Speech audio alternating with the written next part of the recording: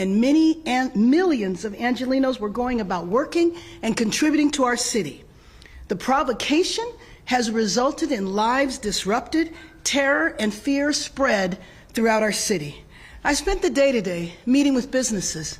We met on Sunday, and businesses were empty, owners were suffering, and describing this situation as worse than COVID. Just think for a minute how profound that is. Workers who are too afraid to come into work, and customers who feel they can't go outside their house. I also met with mothers who do not know where their husbands are and their sons. They told me about their children who spent Father's Day wondering why their fathers did not come home. And I just want you to know that that's a trauma to a child that child will always carry with them. Unfortunately, the Vice President did not take time to learn about our city and understand that our city is a city of immigrants from every country and continent on the planet.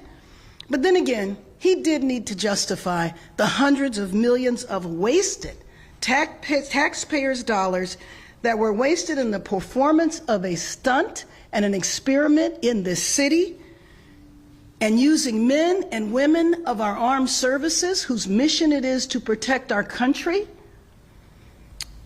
He accused state leaders and myself as mayor of this city of encouraging violence, of sicking mobs on ICE officers. But let me just tell you, like yesterday, what happened at the Dodgers, we're not sure who these armed men are. They show up without uniforms. They show up completely masked. They refuse to give ID. They're driving regular cars with tinted windows, and in some cases, out-of-state license plates. Who are these people? And frankly, the vests that they have on look like they ordered them from Amazon. Are they bounty hunters? Are they vigilantes? If they're federal officials, why is it that they do not identify themselves? You can imagine the fear and the terror that has created in our city.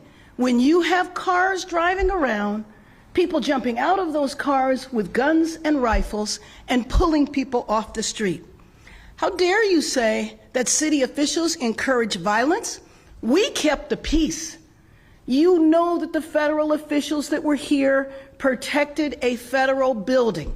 They were not involved in crowd control. Crowd control was handled most aptly by the Los Angeles Police Department, the Sheriff's Department, and local law enforcement. We were able to handle the violence and the vandalism that occurred. We put a curfew in place. We've lifted that curfew. Our streets have been peaceful, and even when there was vandalism at its height, you are talking about a couple of hundred people who were not necessarily associated with any of the peaceful protests. And for those of you who are watching outside of Los Angeles, I will say it over and over again. Los Angeles is a city that is 500 square miles. And any of the disruption that took place in about 2 square miles in our city. The most, over 100 people were arrested. We are a city of 3.8 million people. And finally, Mr. Vice President, how dare you disrespect our senator? You don't know his name, but yet you served with him before you were vice president, and you continue to serve with him today, because the last time I checked, the Vice President of the United States is the President of the U.S. Senate. You serve with him today, and how dare you disrespect him and call him Jose? But I guess he just looked like anybody to you. Well, he's not just anybody to us. He is our senator. And you fly in, you parachute in the city. I don't know if you've ever been here before. You parachute in the city, you pass all kinds of judgment, and then you leave. And you add to the provocation, you add to the division, or you attempt to create division in our city.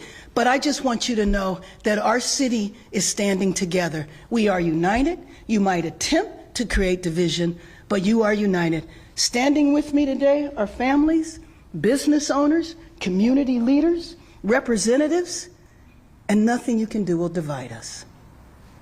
Thank you. Any questions? First one, Mayor, obviously, the President and Vice President have repeatedly described Los Angeles as burning to the ground. Right. People around the country, this is a city, the rioting is still happening. Can you give a description to folks maybe outside the city of how you describe the city, even during the last 2 weekends here? I would describe the city. I mean, you might know our city after a major sporting event, and people come out, and it's called melee. We had peaceful protests. At the end of those protests, when you have the people that are scragglers or who intervene at the last minute, and it reached maybe 100 people, and they graffitied up buildings. And let me tell you, I'm not underestimating how serious that was, the vandalism all throughout the downtown area, okay? There was one day where there was a looting of businesses. There were windows that were broken, but it was a very small couple of blocks in our city, a handful of people. It is an absolute lie to say the city of 500 square miles, when maybe 2 square miles, there were problems that lasted a few hours that we were perfectly capable of handling. That's how I would describe what is going on in our city. And you can look at the streets today. Our streets have been peaceful. This is Friday. There have not been any problems in our city since the protests that happened on Saturday, period. Mayor Bass, the doctors announced today $1 million donation in partnership with the city to go towards immigrant communities. Yes. How exactly do you anticipate that money to be spent? Well, we're working that out, but basically our people need cash. People need to pay groceries. The woman that I met with today, who is now the sole provider in her family, her rent is $2,100. She doesn't have a means to pay for that. She's not going to work because she doesn't know if she's going to come home. And she has children at home. This is what has happened when you create this type of terror. And mind you, there was nothing happening here. The administration started off talking about gang members, drug dealers, violent people. There's no violent people up here, and the people up here have been impacted by this. I don't think people who are day laborers just trying to survive from day to day, people who are on bus stops, people who are going to church, people who are in a park, how does that go along with what the administration said they were trying to do? any other questions in the back? Thank you. Thank you. Real quick, Oh. Mayor, because you had touched on it briefly about how the Vice President described your actions as potentially egging on rioters and saying it's open season on law enforcement. Can you talk about your relationship with the police chief and sheriff, and if you guys have had conversations since those comments were made about everything that's gone on? Well, no, I mean, the comments were made just a couple of hours ago, but let me just tell you that I talk to the police chief multiple times a day. I usually start my mornings out by talking to the police chief. I selected him. We hired him in this city. I'm very close with him. I work very well with law enforcement. I go out and meet with law enforcement regularly.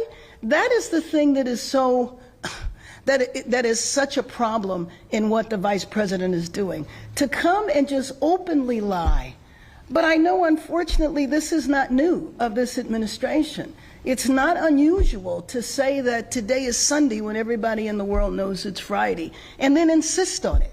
So how does that help the nation's second largest city to come out and paint a picture that is completely false? You damage the economy of our city. Our city, we have entire sectors of our economy that is dependent on immigrant labor. We need to get the city rebuilt. We need to prepare the city for the upcoming events.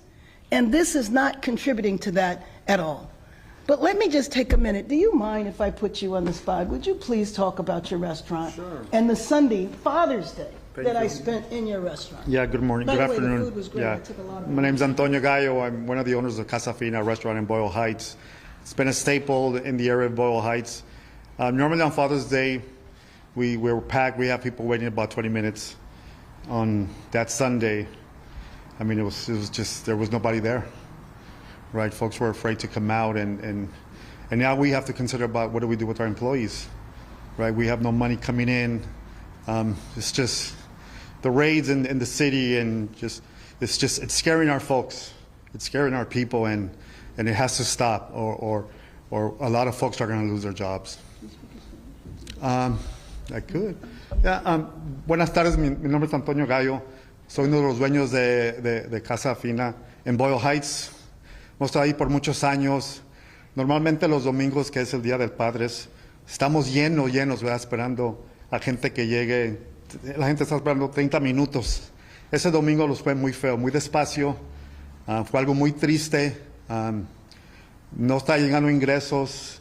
Ahora tenemos que pensar en qué vamos a hacer con nuestros empleados. Si los vamos a tener que de ir, ¿verdad? Es una cosa muy horrible que está pasando en la ciudad. Si no paran estas radas, vamos a sufrir mucho y vamos a tener que cerrar la Casa Fina, que ha estado ahí en ese lugar por casi 50 años. Any more questions? Yes. I know today you visited restaurants. My colleague Alex was here, was out there asking me questions about myself. I was out here talking to businesses impacted by the curfew. Many of those businesses say they were grateful for the curfew and kept their business safe, but the reality is it did also hurt their bottom Right. line. You kind of touched on maybe trying to come up with a plan to help out Yes. businesses such as the ones behind you as well. We know money's tight in the budget right now with the city. How do you think that can move forward? Sure, and let me just say that thank you for mentioning the curfew, because that is an example of what we did to make sure that order was maintained here. We did the curfew. We didn't need the curfew to happen from Washington, just like we didn't need the troops. And so the business community requested it. We put it in place. We lifted it in terms of reducing the hours, and then when we felt the city was safe, the area was safe, we lifted it. So the curfew hasn't been in place since Tuesday. Of course, it's taking them a while to come back, but that's not the main reason. The main reason is because people are afraid. People are afraid to patronize the business. People are afraid to go to work. So that is the main reason. And so you asked me, what are we going to do to help the businesses? Just like you heard about the gift from the Dodgers, and we are going to work to make sure that that becomes resources that are distributed to individuals. And you should know that this is similar to resources that were provided during COVID. And so this morning, I started off my morning on a Zoom call with over 20 foundations from around the country and also local to look at how we can provide support, not just for individuals and for families, but also for businesses. We want to make sure our restaurants succeed. And then what I would just encourage everyone to do, please patronize these restaurants. Please go to the restaurants, because people are struggling. And it's just really sad when our economy, I mean, obviously we've had the issues in the city, and to have this unenforced error. I mean, there was just no need for this to happen. And unfortunately, the last 2 weeks, you've seen a huge dip in different sectors of our economy for this unnecessary experiment and unnecessary stunt. Thank you, everyone. Thank you.